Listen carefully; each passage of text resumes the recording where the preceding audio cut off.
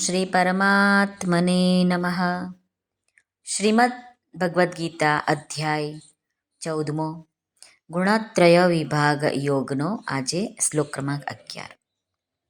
જ્યારે બે ગુણોને દબાવીને એક ગુણ વધે છે ત્યારે તે વધેલા ગુણના કયા લક્ષણો હોય છે એ બતાવવા માટે પહેલાં વધેલા સત્વગુણના લક્ષણોનું વર્ણન અહીં ભગવાને કર્યું છે. તો ચાલો આપણે શ્લોકના માધ્યમથી જોઈએ.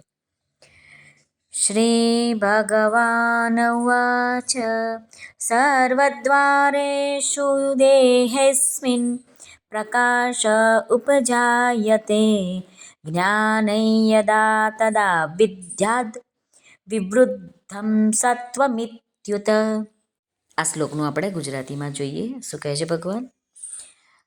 જે વખતે આ દેહમાં તથા અંતઃકરણ અને ઇન્દ્રિયોમાં ચેતના અને વિવેક શક્તિ ઉપજે છે એ વખતે એમ સમજવું કે સત્વગુણ વધ્યો છે.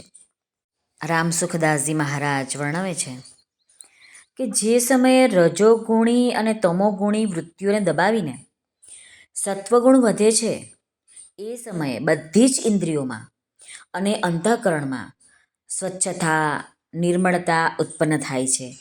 જેવી રીતે સૂર્યના પ્રકાશમાં બધી જ વસ્તુઓ સ્પષ્ટ દેખાય છે, તેવી જ રીતે સ્વચ્છ બહિકરણ અને અંતઃકરણ વડે શબ્દ, સ્પર્શ, રૂપ, રસ, ગંધ વગેરે 5 વિષયોનું યથાર્થ રૂપે જ્ઞાન થાય છે.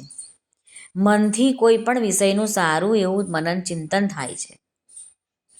ઇન્દ્રિયો અને અંતઃકરણમાં સ્વચ્છતા, નિર્મળતા હોવાથી સત શું છે અને અસત શું છે, કર્તવ્ય શું છે, અકર્તવ્ય શું છે, લાભ શામાં છે, હાનિ શામાં છે, હિત શામાં છે, અહિત શામાં છે, આ બધી વાતોનું જ્ઞાન થઈ જાય છે.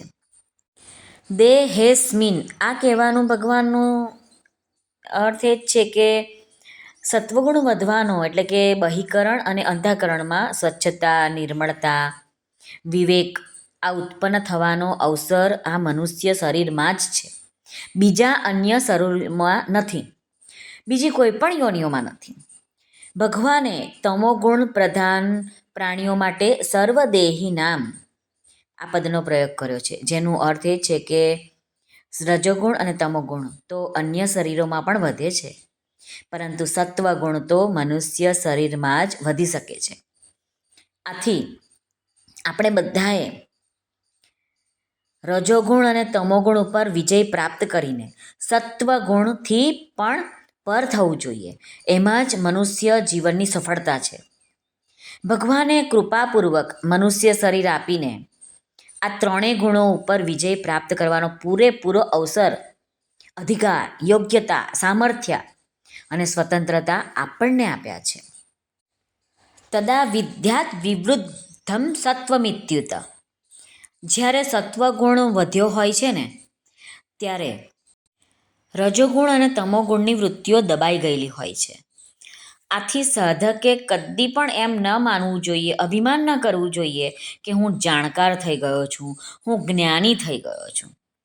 કેમ નહીં માનવાનું? કારણ કે સત્વગુણ મનુષ્યમાં વધે છે ત્યારે જ એનામાં જ્ઞાન અને પ્રકાશનો ગુણ આવે છે, અને એ ગુણ ભગવાનની કૃપાથી જ આવે છે. અને આ જે ગુણો છે તે સત્વગુણના કાર્ય છે, એના જ લક્ષણો છે.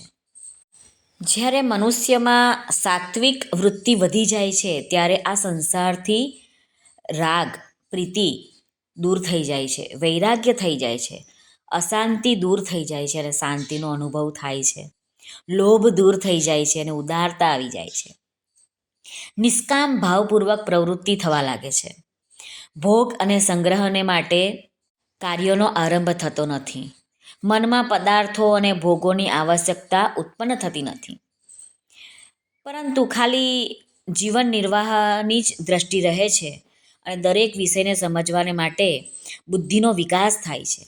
દરેક કાર્ય સાવધાનીપૂર્વક અને સુચારુ રૂપે થાય છે. કાર્યોમાં ભૂલ ઓછી થાય છે, ક્યારેક ભૂલ થઈ પણ જાય તો તેનો સુધારો થાય છે.